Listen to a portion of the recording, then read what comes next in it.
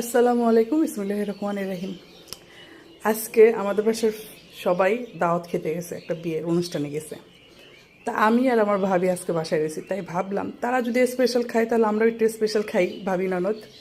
তো এর জন্য আজকে কী কী আয়োজন করছি সেটা দেখাই আপনাদের। তো আমার সাথে থাকেন।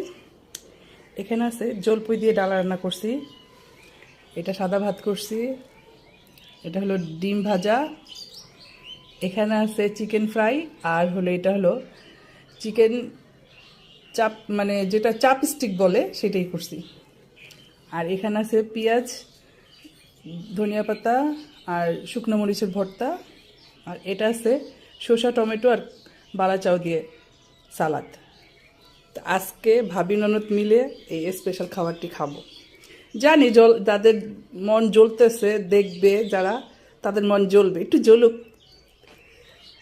জ্বলানোর জন্যই একটু আজকে এই আয়োজন করছি। তো সবাই ভালো থাকেন, সুস্থ থাকেন। আসসালামু আলাইকুম, আল্লাহ হাফেজ।